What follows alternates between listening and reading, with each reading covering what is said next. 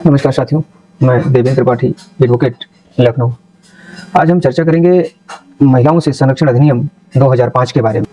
Protection of women from domestic violence 2005। घरेलू हिंसा अधिनियम 2005 भारतीय विधिक प्रणाली में एक ऐसा अधिनियम है जो महिलाओं को घरेलू स्तर पर हो रहे शारीरिक, मानसिक, आर्थिक और भावनात्मक हिंसा से सुरक्षा प्रदान करता है। इस अधिनियम की धारा 12, जिसके अंतर्गत कोई भी पीड़ित महिला मजिस्ट्रेट के समक्ष आवेदन प्रस्तुत कर सकती है और अपने अधिकारों को संरक्षित करवा सकती है। इस प्रकार से कोई भी पीड़ित महिला अपने अधिवक्ता के माध्यम से मजिस्ट्रेट के समक्ष एक वाद पत्र प्रस्तुत कर अपने अधिकारों को संरक्षित करा सकती है और इस अधिनियम के तहत निर्धारित रिलीफ को प्राप्त कर सकती है। तो सबसे पहले हम देखेंगे कि इस अधिनियम के तहत कौन से महिला को संरक्षण प्रदान किया गया है जो आवेदन कर सकते हैं। Who can apply. तो सबसे पहले आती है कोई विधिवत रूप से विवाहित पत्नी, कोई लिव इन रिलेशन में रह रही महिला, घरेलू रिश्तेदार में रहने वाली माँ, बहन या अन्य कोई महिला सदस्य, और किसी भी प्रकार से पीड़ित महिला जो घरेलू हिंसा से प्रताड़ित की जा रही है। घरेलू हिंसा अधिनियम के अंतर्गत एवं धारा 3 के अनुसार कुछ निम्नलिखित बातों को घरेलू हिंसा के अंतर्गत सम्मिलित किया गया है।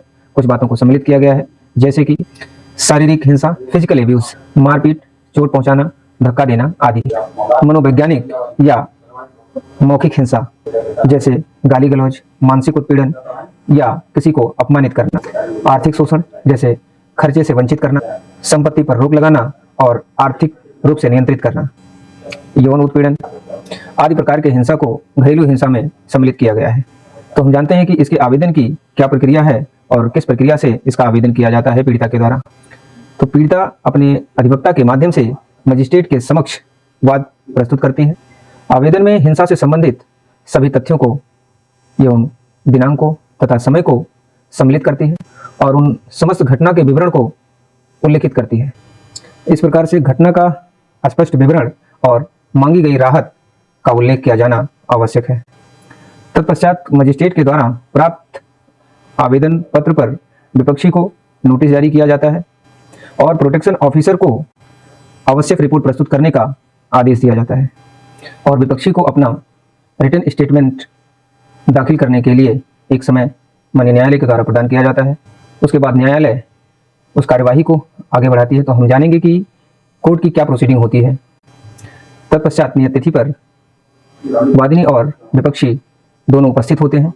तो न्यायालय दोनों पक्षों को सुनती हैं और उनके दलीलों को देखती हैं, सुनती हैं तथा साक्ष्यों का परीक्षण करती हैं और प्रोटेक्शन ऑफिसर अपना रिपोर्ट सम्मिलित करते हैं। तत्पश्चात यदि न्यायालय को लगता है कि इस वाद में कोई भी अंतरिम आदेश पारित किया जाना चाहिए, तो वादिनी के पक्ष में अंतरिम भरण पोषण हेतु, उसके गुजारे भत्ते हेतु अंतरिम आदेश पारित किया जाता है और संपूर्ण विचारण के बाद एक फाइनल आदेश मजिस्ट्रेट के द्वारा पारित किया जाता है। ऐसी स्थिति में न्यायालय कोई अधिकार होता है कि वह निम्नलिखित आदेश पारित कर सके, जैसे कि प्रोटेक्शन ऑर्डर प्रतिवादी को हिंसा करने से रोकने के लिए आदेशित किया जाता है। मॉनेटरी रिलीफ, भरण पोषण तथा मानसिक उत्पीड़न के लिए मुआवजा एवं अन्य उपचार प्रदान करती हैं। कस्टडी का आदेश, माइनर बच्चे के कस्टडी के लिए एवं उसके भरण पोषण के लिए प्रतिवादी को आदेशित किया जाता है। और कंपनसेशन ऑर्डर, उसके साथ हुए मानसिक, भौतिक एवं आर्थिक क्षतिपूर्ति के लिए भी माननीय न्यायालय को अधिकार है कि आदेश पारित कर सकें।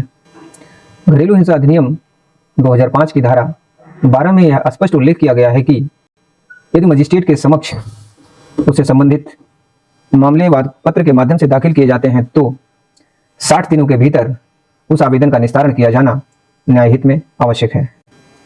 और उस वाद में यदि न्यायालय के द्वारा कोई आदेश पारित किया गया है और विपक्षी के द्वारा उसका अनुपालन नहीं किया जाता है, तो ऐसी स्थिति में न्यायालय को यह अधिकार होगा कि प्रतिवादी गणों के विरुद्ध दंडात्मक कार्रवाई अंतर्गत धारा 31 के तहत की जाए।